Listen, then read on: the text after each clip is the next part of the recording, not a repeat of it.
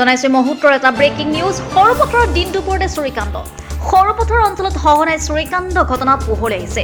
আজি পুনৰ সৰুপথাৰ নগৰৰ ৭ নং ৱাৰ্ডৰ বাসিন্দা তথা সৰুপথাৰ নগৰৰ চকপূজা ঘাটৰ সমীপত থকা সৰুপথাৰৰ ছোৱালী মহাবিদ্যালয়ৰ শিক্ষক দিগন্ত কুমাৰ বুঢ়াগোহাঁইৰ ঘৰত দিন দুপৰতে এক চুৰিকাণ্ড সংঘটিত হয়।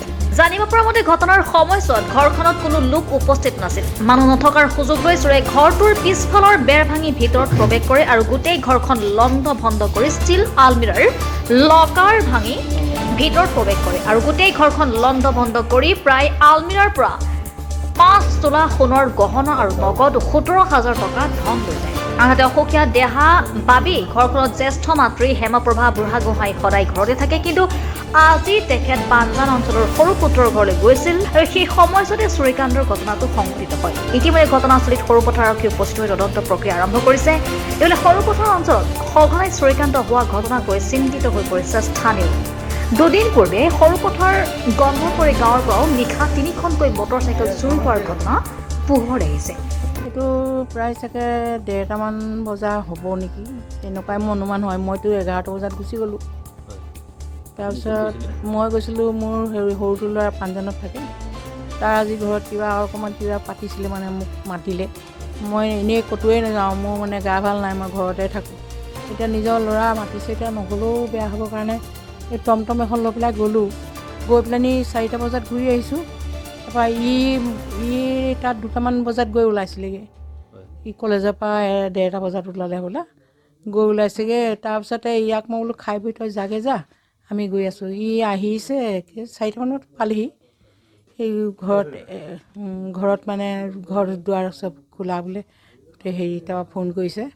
আমি আহি পাছত পাইছোঁহি, চব খোলাই। নাই, কোনো নাছিলে ঘৰত। কি অনিষ্ট কৰিলে বা কি নিলে মানে এই কি কয়, সোণৰ বস্তু আছিলে, প্ৰায় 4-5 তোলামান হ'ব। ইমান এটা মোৰ অনুমান নাই, তথাপিতো কিন্তু সিমানটোৱে হ'ব। আৰু টকা আছিলে 17,000 আছিলে টকা। মই থৈছিলোঁ 15,000 আৰু মোৰ ছোৱালীয়ে থৈছিলে 2,000। সেইখিনিয়ে নিলে আৰু বস্তু।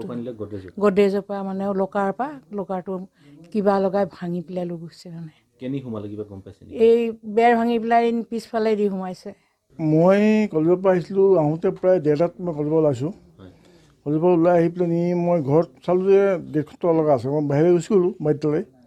বাৰীতাৰ পৰা ঘূৰি আহিছোঁ, এতিয়া ঘৰ আহি পাইছোঁ 4:30টাত। তাৰপিছতে তলাটো খুলি দেখিছোঁ যে মানে আলমাৰীটো লণ্ডভণ্ড, 3টা আলমাৰী 3টাও লণ্ডভণ্ড, গোটেই বিছনা পত্ৰ গোটেই লণ্ডভণ্ড। তাৰপিছত আহি ভাইটিক ফোন কৰিলোঁ, মাক ফোন কৰিলোঁ, মাহঁতক আমি গৈ আছোঁ।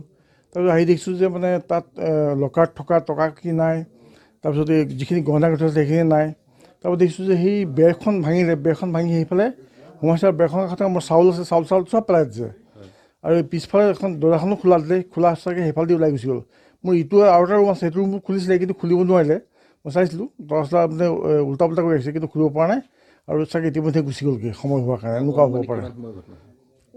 আনুমানিক মই কাৰণ কলেজৰ পৰা ওলাই আহিছোঁ 1:30 বজাত, 1:30টাৰ পৰা 2টা বজাত হয়তো ঘটনাটো সংঘটিত হৈছে, এনেকুৱা যেন মোৰ অনুমান হয়। আৰু ইতিমধ্যে তেখেতক খবৰ দিলোঁ আৰু তেখেতলোক আহিছে।